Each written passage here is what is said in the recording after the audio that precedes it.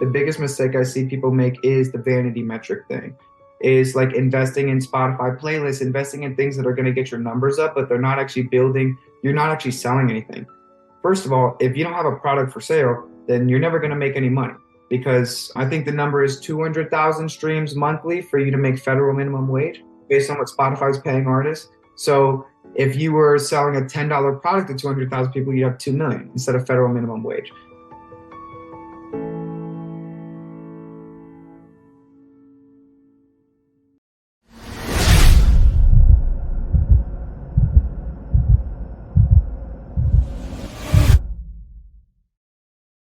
Hey, welcome to the show today. Our special guest is Lacrosse, and he is his company is Dead to the World. As I've done some research on him, he's a rapper, but he has a studio. They have a company. They do coaching for artists. They've coached well over 100 artists, which is awesome. They've got some unique things that I think can help musicians with understanding how to monetize and be successful financially as a musician, and we're gonna kind of hear some of your stories. So maybe start us, introduce yourself, and tell us a little bit about how you ended up in the music industry, and to start with. Awesome. Well, first of all, I just want to say thanks for having me, Jason. I'm really grateful for the opportunity to speak on this platform and to have the opportunity to maybe help some musicians out there. In terms of myself, I've been making music my whole life. And it was early on, like when I was like 15, 16, where I was like pursuing it as a career and trying to monetize it. And during those years, that was all to no avail. I was just investing in a bunch of promotion and I don't know, vanity metrics rather than things that were actually bringing in revenue, like turning it into a viable career. And the way that I did that for myself was through hosting events. So I used to be someone who bought slots to open up for artists that I, admired and stuff like that. And then, I kind of started thinking like, okay, like, why aren't I doing this? And I'm talking to the venue owners and I'm like, the money that I'm paying for the slot isn't even that much less than the money that I could pay to rent out the venue. So I started hosting events myself, and I became full time when I was 17 by hosting by like one event a month and profiting like 5K. Nice. So I was lucky enough to be able to like not I got kicked out of college, unfortunately. But at that point I was already full time through my music, so I just put my all into it. And by putting my all into it, I mean I brought on two business partners, Gumby DTW and Ethan Marino. We filed for an LLC. We got a commercial business building in the Bradenton, Florida area. And that building functioned as both a recording studio and a venue. Like I had always been someone that had my own studio equipment and mixed and mastered my own songs. So we saw that as another source of revenue. And yeah, that was about like almost 3 years ago now, where we opened up for business, and that's how I got started. Before doing coaching or anything else, was just hosting events and studio time at that building. Got it. Very cool. And I know with these events, you've learned a lot along the way. As you look back at, what are some of the mistakes I guess you see that artists are making when they're trying to get into a venue, or you said, paying to get on board with some other artists? What are some of the big mistakes you see people make?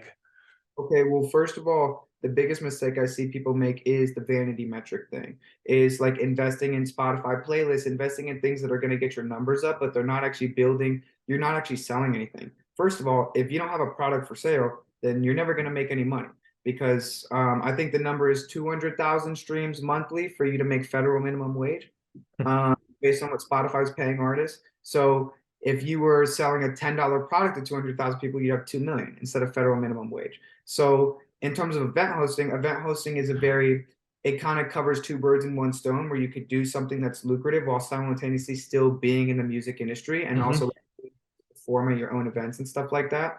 So when it comes to hosting events, the biggest mistakes people make is not being able to minimize their input. A big part of being able to do this is like hole in the wall stuff. So for example, most people, they want to rent out a venue that's like a bar or a club. What does that mean? Is that they get none of the money from drink sales. Boom. They just made it like half, they just cut their profit in half. You know what I mean? Drink sales are like one of the most profitable things from an event, right? not only that, but like these venues function the same way. They hold the same amount of people. They're just really nice and have all these cool lights and blah, blah, blah, stuff that you don't necessarily need to have a good event. So they charge more. So a big part of that about it is input minimization and getting resourceful. Maybe renting out an Airbnb for $200 that has 3 acres, but that can fit 1,000 people on it. And you don't have any restrictions in terms of, needing any permits or having to being able to sell drinks and be in full ownership of the profit of that.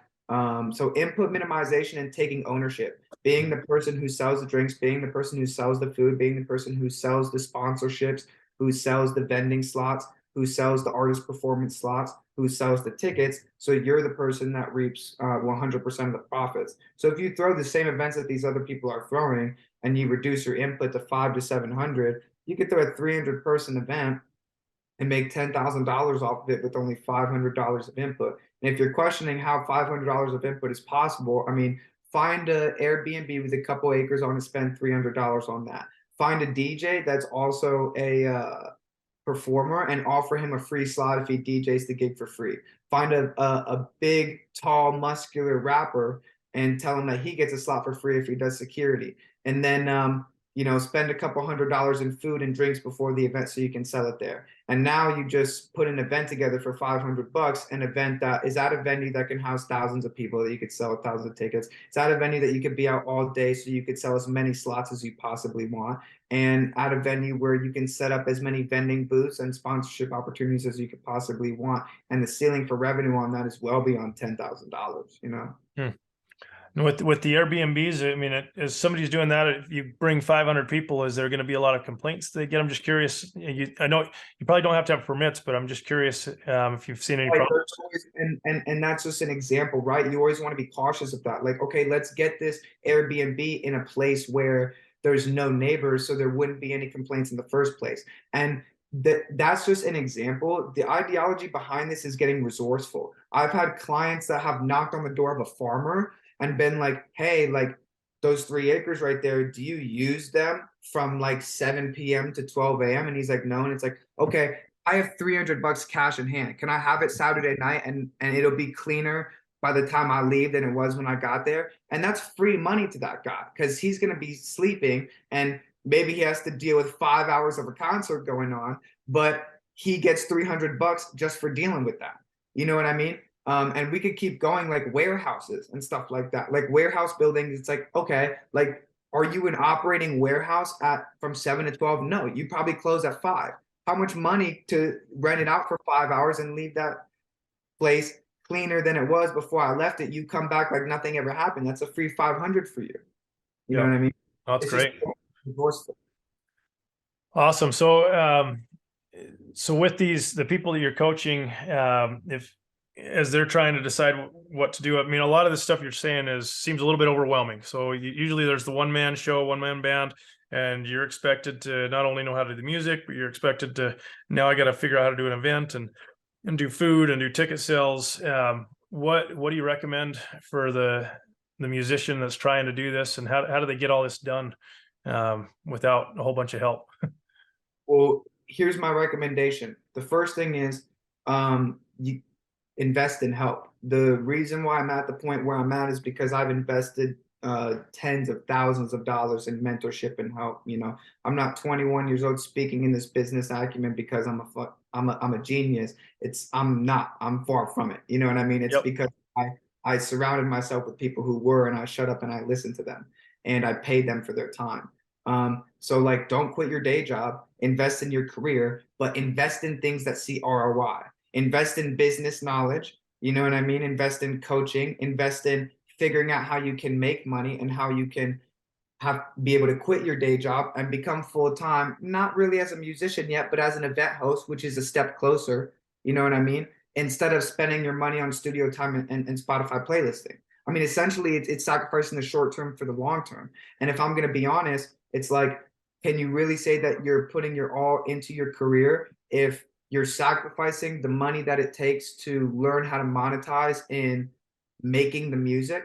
Because even if you make the music and spend that money on studio time, if you don't have any money left over to monetize it, then that's not you trying your hardest to monetize your career. That's you trying your hardest to make music. So the first distinction you have to make in yourself is, which do you want more? Do you want to do this as a hobby, or do you want to do this as a career? And if you want to do this as a career, that takes sacrifice. That takes sacrificing the time that you could be spending on music and the money that you could be spending on music, and rather spending that time and money learning how to monetize your music, so that once it is monetized, you can do it for the rest of your life and get paid for it. Yep. I was heard the other day somebody talking about you need to be passionate about what you're doing, and people, when people are working their regular jobs, having passion for that job is, I don't.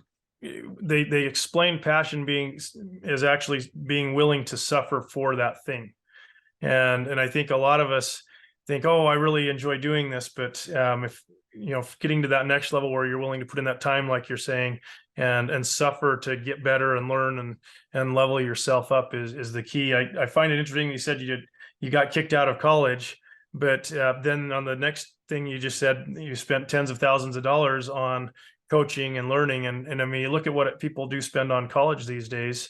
And it's great to have that degree, and I'm not bashing a degree. That's helpful in a lot of careers, but oftentimes you spend tens of thousands of dollars on taking a whole bunch of classes that are not going to have anything to do with helping you at least move closer towards where you want to be. There's absolutely lots of great classes that you can take but I think a lot of times, at least when myself included, and then seeing people that are going up to school even now today, people, you have to do those general eds. It's like, okay, do I got to really spend 10,000 or 20,000 or whatever amount it is to learn about history class all over again that I did in high school? And I loved my history class, but did that help me long term? I don't know. Yep, but then when you talk about coaching and buying courses, I think people sometimes balk at, oh my gosh, it's $1,000 or it's $299. Like, really? You probably spent $1,000 on that class you really didn't want to take, that you wasted 4 months of your life in. Yeah, that's a very fair point. And I like to piggyback on that and say that sometimes the fastest way to learn is through execution and through failure. And the thing is, when you're in college, you learn all this stuff, and then guess what happens? It doesn't work when you try it. And then it was trying it the whole time. That was the only thing you needed to do to figure out how to do it. And if I didn't get kicked out of college, I would still be in college right now.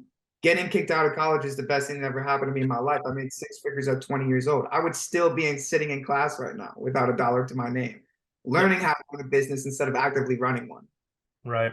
Well, and I think the other hard thing is when you do commit fully to school, you're learning lots of great stuff, but if you don't implement those things, you may retain 5 or 10% of that. I mean, people go to conferences all the time. You spend, $500,000, $5,000 going to some retreat or getaway or conference, and you fly home with tons of notes, and then people don't do anything with it. It's just like complete. I mean, you had fun, but if you don't do something, why bother? Exactly. And I think, like, in this industry, like the artist industry in particular, like creatives, a lot of artists, not to be crass, but can be egotistical. And I think that there's a level of entitlement that they have where they feel like, oh, just because I make great music, just because I went to school for 4 years and got this degree and got educated on it, that thing should work out for me. And it's like, that's not the case, because I know dozens of hundreds of artists that make horrible music, and the reason why they are where you want to be is because they actually worked for it, and they didn't have a sense of entitlement, like, just because I make great music, this should come to me. And they actually accepted responsibility for their own success and said that if I'm making this great music and no one's listening, then I must be doing something wrong business wise, instead of blaming the world and making it the world's responsibility. Take that responsibility upon themselves and stop being so entitled. Yeah. The more I've been around very successful people, you realize really quickly that those successful people are usually the fastest learners, that are always investing in education or trying to, what can I do? What's that one more thing that I can do a little bit better, a little bit better? And then they're also some of the very most coachable people.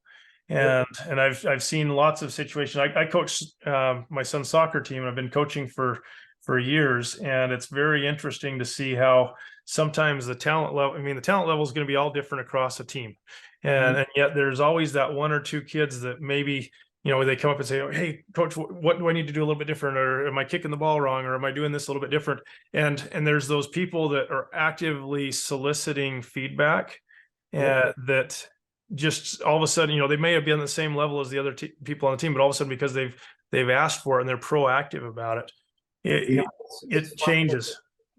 So it's because I have real data on that. So with my offer, we offer a guarantee, specifically with the event hosting offer. That's like, hey, if you don't make 10,000 off your event, then you get your money back that you spent on the program, right? And one of the contingents of that guarantee is that you raise your hand and ask for help when you run into a problem. Because what happens is that people don't make the money, and then they ask me for their money back, and I ask them what happened, and they tell me a problem that happened the first week in the program, and I'm finding out about it 3 months later. So for those people, I gave them their money back, but from that point forward, I built into the contract, that's a contingent, because the common denominator, I've worked with, like you said, about over 100 artists at this point. The common denominator between the ones that see the most success and the ones that see the least has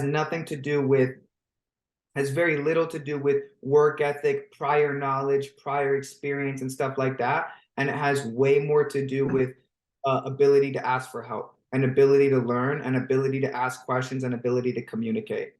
Communication is by far, you could be the dumbest client I've ever had. If you communicate better than any of my other clients, you'll make more money than the guy that came to me. That's a genius. Yeah, I totally agree with you. I find it interesting. So I love kind of studying the origins of words, and the word that just popped in my head was humble, and it's kind of that opposite of like me. I'm and somebody who's humble. The origin of that word actually comes from the Latin. It's like, I think it's humus, so humus, and humus is like the most fertile of soil. And if you think about that, so I think what you're saying is, if you're willing to be humble enough to be coached and accept feedback, and that's, that growth, or that soil, that's the humus soil, that's the most fertile, that's the type of situation that humble person is in order to grow, way more than anybody else, if they aren't willing to allow, the nutrients and the other stuff to help them in that growth process. And I also think that the second most important thing is confidence, because what I see is people bury their head in the sand, and it's not that they don't have enough humility to ask for help. It's that they don't believe in themselves, that even if they did ask for help, that they'd execute. They're like, no, this is my fault. I'm going to bury my head in the sand and not ask for help because I'm just messing up. It's all on me. And I think a huge thing is confidence. Like I said, you can be the dumbest person on earth, but if you have the confidence is the catalyst you need to be able to raise your hand and ask for help. And if you raise your hand and ask for help enough times, you'll become the smartest person on earth, comparably to the person who might be smart, but might not be confident enough to ever ask for help, or might not have the humility or the enough, humbleness, like you said, to ask for help. Well, and I've seen in a lot, I mean, I've been through all kinds of courses and programs, and it's oftentimes people come into those and they're all gung-ho, they're excited about it. And you get about, I heard there was a stat somewhere that only about 20% of people actually finish an online course, if they start it. 13%. It's 87% of people that start an online course do not finish it. 87%. And, so whatever that high number ends up being, you think, okay, are you willing to stick it out and focus and just make sure you're spending the time to do that? And oh, man, it's just it's so interesting that people, and I think what it all comes down to is believing in yourself. And there's a lot of courses, the ones that I think I've done the best with, as I look back, is the belief sometimes, this rah, you can do it. And there's, you've got the Tony Robbins of the world and all these other coaches that get up and cheerlead you. And sometimes, at least me personally, sometimes I feel like, oh my gosh, like really, I got to get up on my feet and dance and get excited about this thing. But as I've gone through them and seen people succeed or not succeed, the fact that you believe and really are convinced and confident that you can do it makes all the difference. It doesn't, like the actual getting the thing, doing the tactics and the all of the stuff that goes into the process, yeah, you can learn how to do that. But if you don't believe really, truly deep down that you can, it doesn't happen.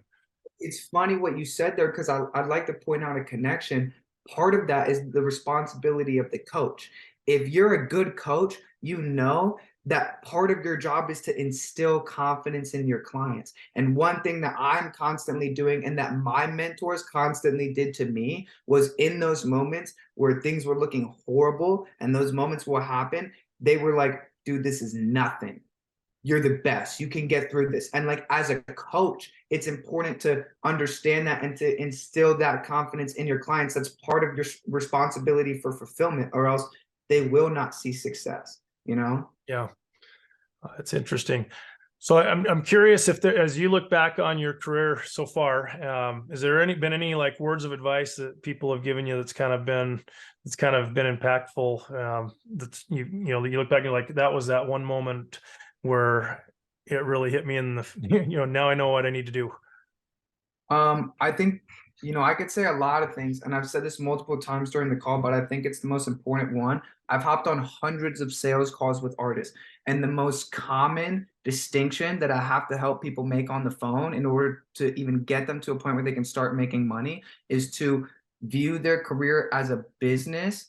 And in order to view it as a business, the metrics that you use to measure success cannot be followers, likes, streams, reposts. It has to be money. It has to be. If you want this to be a business, then it has to be money. So then the question becomes, if I'm not making money right now, what is the reason for that? A lot of artists say it's because I don't have enough fans. And what I tell them is this: you don't have enough.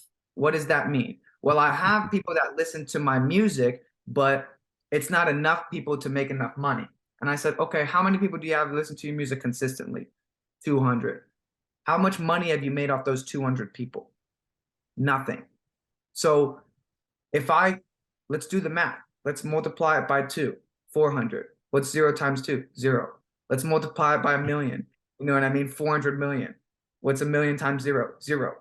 If you don't invest in learning how to make money and create a product or service and invest in something that's going to see ROI, and you're investing in real metrics, but metrics that aren't financially related, then you will never be a full-time musician.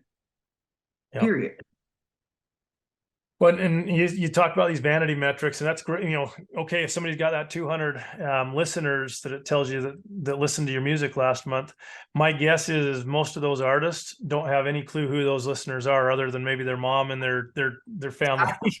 Exactly. So then what you do is, once you've made that distinction that ROI is a top priority, part of the reason why you haven't been seeing success is because you've been misdiagnosing what the actual issue is. What making that distinction does is it gives you the leverage to diagnose the correct issue. So let's say that example you use is the correct issue. I don't know which one of these people is my fans. Then the next thing you should invest in shouldn't be studio time. It shouldn't be a performance. It shouldn't be a Spotify playlist. It shouldn't be hitting the blue boost button on Instagram. What it should be is how can I figure out where my fans are coming from? That's step number one. And then what happens next? You figure out where your fans are coming from, but you don't know how to sell to them and you don't know what to sell. So what is the next thing you invest in? You invest in learning how to create a product and service out of your musical skill sets.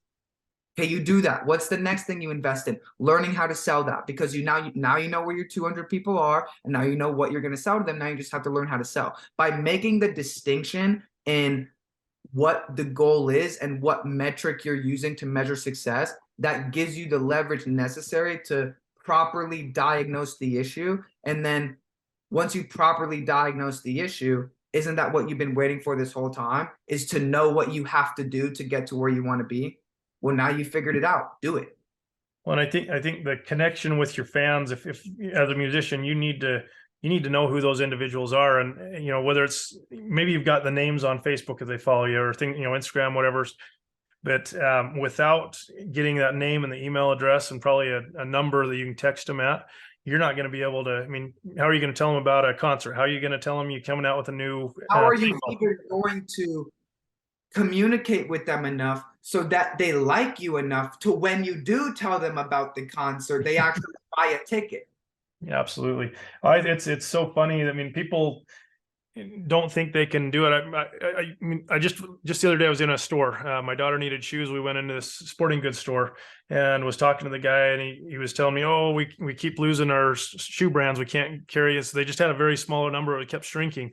I says, "Well, do you have a list of who your clients are that buy from you?"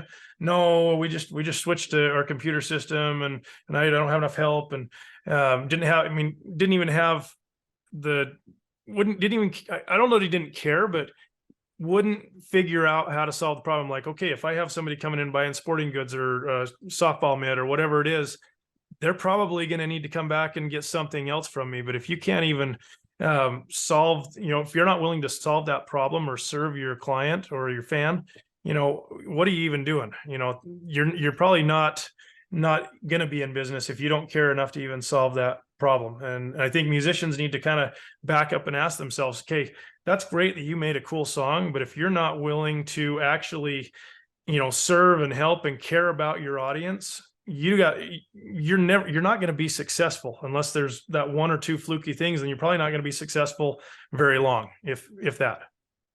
And you have to face the reality that that work of soothing and providing value to your clients is not music. It is not making music. It is making content. It is communicating with them. It is creating products and services that aren't money grabs, but are genuinely beneficial to your clients. It's about, cultivating a brand that has an inspiring and positive message that actually resonates with people, that incentivizes them to become bigger fans of you and eventually make a purchase. You have to accept the fact that in order to go full time off music, unless you want to get signed by a label, unless you want to get pimped out, for lack of a better term, then your best option is you have to do two things at once. You have to be the best musician ever, and you have to be the best business owner ever. And you're going to have to face that cold, hard reality if you ever want to make money off your music without someone doing that for you and taking the majority of it.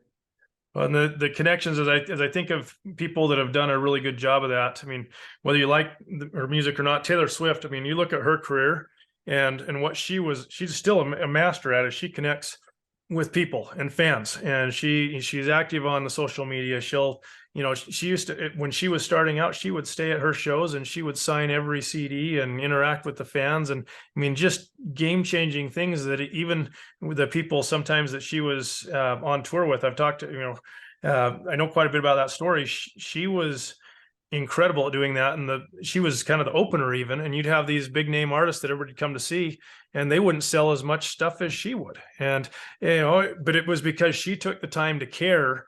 And I think caring was really where it all starts. Do you care enough about your people that you're serving to then give them and help them solve or serve them in that next way? Right. And an exercise that I do with my clients to help them figure this out is I tell them to list out their 5 favorite musicians. And then I have them work backwards and figure out how they become such big fans of those musicians. Like, I don't know if you've heard of names like Juice WRLD, like, people that like the younger kids are listening to these days. Juice WRLD is notorious for helping his fans through depression and heartbreak by singing and rapping about those sorts of things. And half the young artists I get on the phone with, their favorite artist is Juice WRLD. And I have them work backwards. And it's like, when I heard this lyric in this song, when I went to his performance and he told me on stage that he loved me, when I went on his Instagram live and he said, everyone in this Instagram live, I love you. If you're going through something, that they list out the things that made them. And when we look back at that list, guess what ends up happening? 90% of the things on that list are nothing to do with music. And then I tell them, so you're posting this great music, you're doing 10%. What about the 90%? How do you expect someone to become just as big of a fan of you as you are of Juice WRLD if you're only doing 10% of what he did? Yep. Oh, that's super, super cool way to look at it. Well, awesome. I think we're coming about the end of the time here. If people wanted to go check out some of the stuff you do, or if they want to find out about coaching, what website or where do you send them to? So you can book a call through our website, which is www.dtwheadquarters.com. You can also reach out to me on Instagram to book a call. My Instagram at is cross DTW, CROSS DTW. And then same thing with my business partners, Gumby DTW and Ethan DTW. And then also our business Instagram page is dead period to the period world. You can hit us up on any of those accounts if you're in need of, if you have any questions or if you want to hop on a call. And then if you want to check us out on streaming, Dead to the World on all platforms for our group music, Ethan Marino on all platforms for his personal music, Lil Cross on all platforms for my personal music, and Gumby DTW on all platforms for his personal music. And Sweet. again, I really want to say thanks for giving me the opportunity to talk to you and to share what I do on your platform. But not only that, but just to give some advice to anyone who's listening out there. I really hope that at least one person walks away from this and makes some money because of something that was said between us today. I think you've given a whole bunch of value bombs. If I think people ought to go back and listen to some of this stuff 2 or 3 times. It would definitely help. So I appreciate you taking time to share, and we'll catch up another time. Awesome, man. Thanks again for having me. Thanks.